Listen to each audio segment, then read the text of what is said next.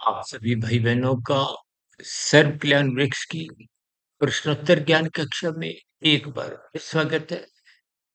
आज की चर्चा में किसी भाई बंधु ने एक प्रश्न रखा है कि तमोगुण दिन में बढ़ रहता है, ये बात कुछ समझ नहीं आई। देखिए, हम बार बार कहते हैं शास्त्रों में ये तीन गुण नित्य के भी, भले ही जड़ है। अब जड़ गुणों के अपने अपने लक्षण हैं, स्वभाव है। उन गुणों का स्वभाव बदला नहीं जा सकता। अक्सर हम कभी कभी एक उदाहरण देते हैं कि जब आप चाय बनाते हो तो गैस ऑन करते हो, स्टोव या कोई भी, देखिए अग्नि का संग जब जल करता है तो उसमें उबाल आने लगता है, उबलने लगता है। जबकि जल का जो अपना एक निजी गुण है वो तो एक तरलता है, शीतलता है।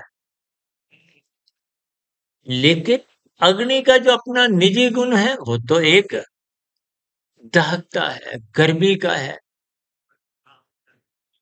देखिए इसका मतलब क्या है कि पतीले में जल रखते ही पहले पतीला गर्म होता है, फिर जल भीतर होता है तो वो उबलने लगता है, फिर आप चाय पत्ती, चीनी, दूध डालकर चाय बनाते हो।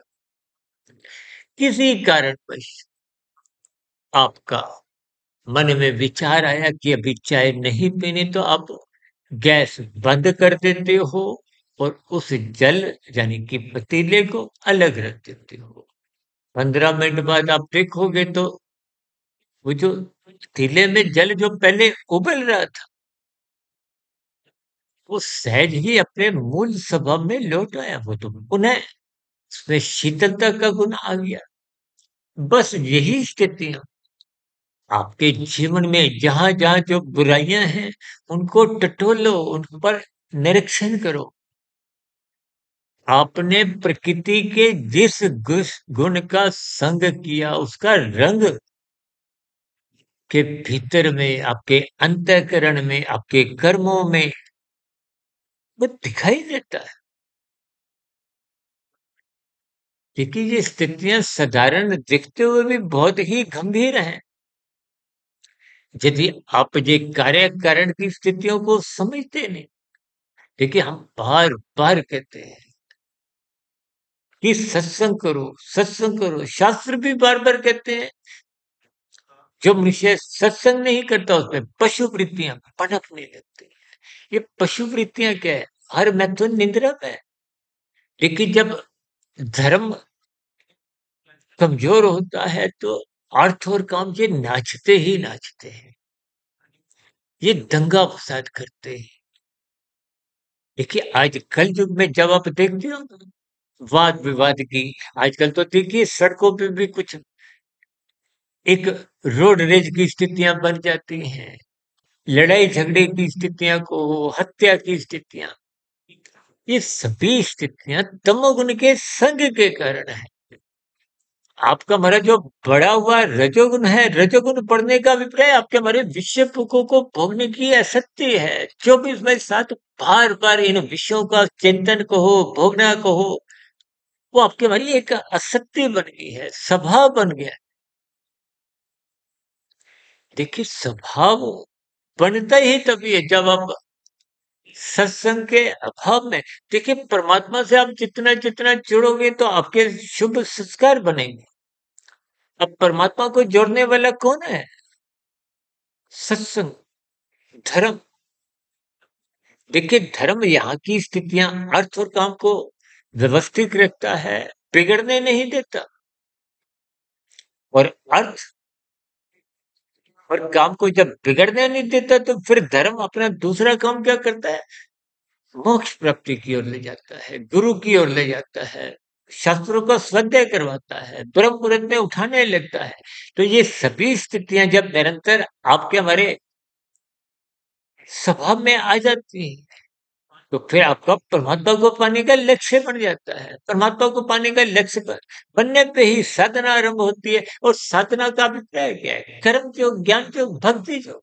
देखिए, जब आप सकाम भाव से कर्म करते हो, ये सकाम भाव से कर्म कब होते हैं? जब आपकी संसारी विषय भोगों को पाने की, भोगने की इच्छाएँ होती हैं।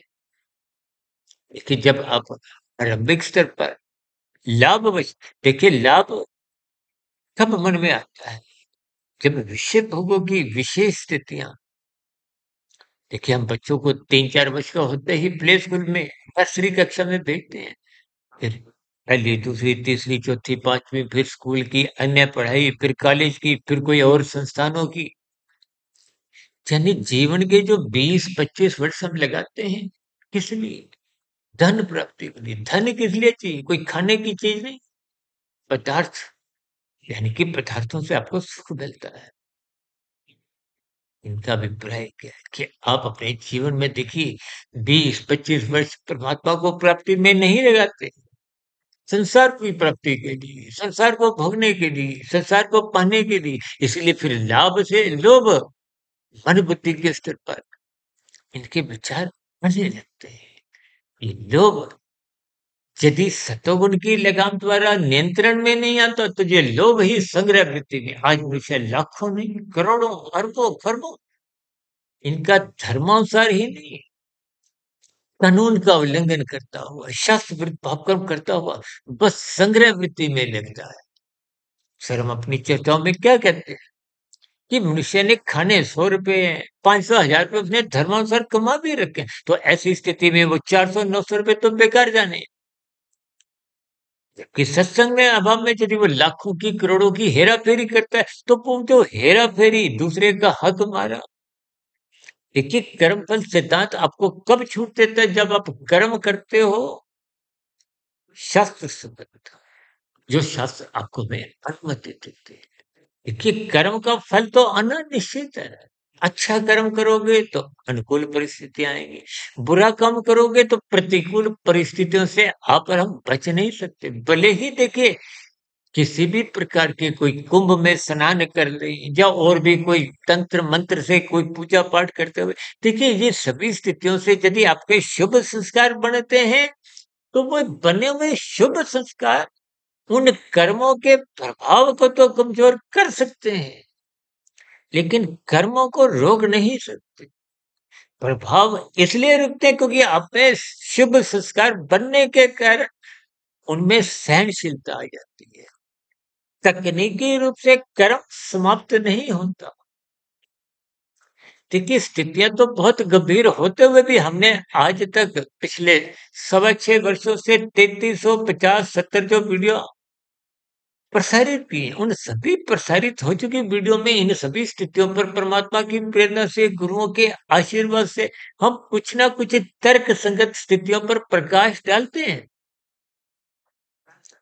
कि आपके हमारे भ्रम दूर हो। देखिए, जब तक स्थितियां आपको तर्कपूर्वक नहीं समझ में आती तो फिर संसार की विषय भोगों में आसक्ति बनी रहती है। इसलिए हम सभी भाई बहनों को अपने मिले हुए जीवन में धर्म को प्रथम स्थान पे ही रखें, सर्वोपरि महत्व दें, सत्संग करें, गुरु के प्रवचनों को सुने, शास्त्रों का स्वाध्याय करें। ये सभी स्थितियां धर्म मजबूत करती हैं, अर्थ और काम को कभी भी बिगड़ने नहीं देती। जब अर्थ और काम बिगड़ते नहीं है तो क्रमशः नहीं बिगड़ता, बुरे संस्कार नहीं बनते, तो कम से कम मनुष्य को पुनः मनुष्य